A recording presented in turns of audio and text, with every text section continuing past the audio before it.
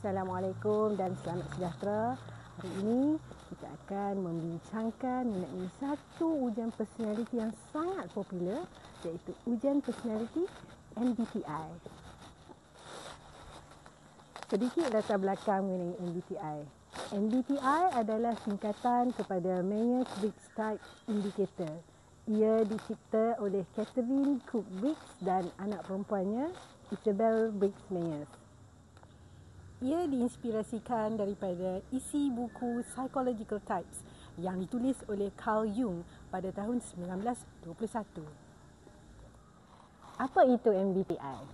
MBTI adalah Myers-Briggs Type Indicator, iaitu satu ujian personaliti yang membantu kita memahami diri sendiri dengan lebih baik. MBTI membahagikan personaliti manusia kepada 16 personaliti berdasarkan 4 dimensi utama. Dimensi pertama iaitu extrovert versus introvert. Ia mengukur bagaimana cara anda berinteraksi dengan dunia luar. Dimensi kedua, sensing versus intuition. Ia mengukur bagaimana cara anda memproses maklumat. Dimensi ketiga, thinking versus feeling. Ia mengukur bagaimana cara anda membuat keputusan. Dimensi keempat, judging versus perceiving. Ia mengukur bagaimana cara anda mengatur kehidupan anda. Dalam ujian MBTI ini, kita akan menggunakan buklet 70 soalan yang mempunyai dua pilihan jawapan, iaitu A atau B. Tiada jawapan yang betul atau salah. Jawapan yang dipilih perlulah yang paling dekat dengan karakter anda. Ini adalah contoh 70 soalan dari buklet ujian MBTI. Kita perlu menganalisis jawapan untuk menentukan jenis personaliti. Beberapa langkah perlu dibuat, iaitu tandakan jawapan dalam borang skor jawapan. Setiap nombor dalam borang skor jawapan yang dibekalkan sekali dengan buklet 70 soalan mewakili soalan dalam ujian MBTI. Pilihan A dan B dalam setiap kategori ini menunjukkan dua personaliti yang bertentangan. Jawapan yang dipilih untuk setiap soalan perlu ditanda dengan mengisi kotak yang bersesuaian. Terdapat 4 kategori utama yang perlu dikira untuk tujuan penskoran, iaitu extrovert versus introvert. Kira jumlah jawapan yang ditandakan dalam ruang E1 untuk extrovert dan I1 untuk introvert. Jumlah yang lebih tinggi menentukan kecenderungan dalam dimensi ini. Dimensi sensing versus intuition. Kira jumlah jawapan dalam ruang S1 campur S2 untuk sensing dan N1 campur N2 untuk intuition.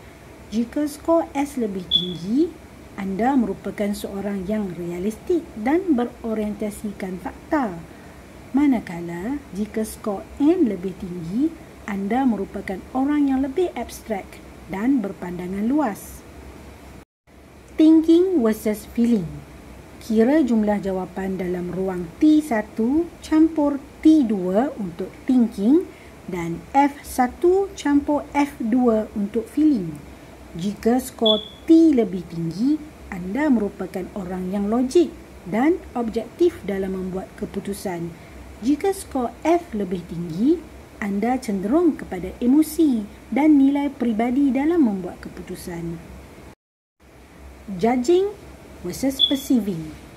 Kira jumlah jawapan dalam ruang J1 campur J2 untuk judging dan P1 campur P2 untuk perceiving.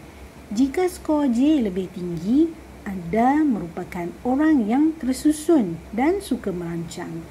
Manakala jika skor P lebih tinggi, menunjukkan anda seorang yang lebih fleksibel dan spontan. Pilih huruf yang mempunyai nilai tertinggi dalam setiap dimensi itu. Gabungkan huruf-huruf yang mempunyai nilai tertinggi untuk mendapatkan kod personality MBTI. Setelah selesai membuat ujian ini, setiap daripada kita akan mendapat personality daripada gabungan 4 huruf seperti ESTP, INTJ, ISTP dan sebagainya. Ini adalah secara ringkas maksud bagi setiap personality dari gabungan huruf MBTI tersebut. ISTJ, logik, bertanggungjawab dan suka struktur. ISFJ, penyayang, setia dan suka membantu orang lain. INFJ, kreatif, deep thinker, seorang yang berwawasan. INTJ, analitik, perancang strategik dan suka bekerja sendirian. ISTP, spontaneous, suka menyelesaikan masalah secara praktikal. ISFP, fleksibel, tenang, suka seni dan kreativiti. INFP, sensitif, idealistik, sangat berprinsip. INTP, logik, suka menyelidik, pemikir yang inovatif. ESTP, bertenaga, spontan, suka mencuba sesuatu yang baru. ESFP, periang, suka hiburan, suka suasana sosial. ENFP, kreatif, penuh idea dan sangat inspiratif. ENTP, lantang, suka berdebat, suka cabaran. ESTJ, tegas, suka memimpin, suka peraturan yang jelas. ESFJ, ramah, suka menjaga hubungan dengan orang lain. ENFJ, karismatik dan suka membimbing orang lain. ENTJ, pemimpin semula jadi, orang yang suka mengambil risiko. Secara kesimpulannya, setiap jenis personality mempunyai keunikan tersendiri. Tiada jenis yang lebih baik daripada yang lain.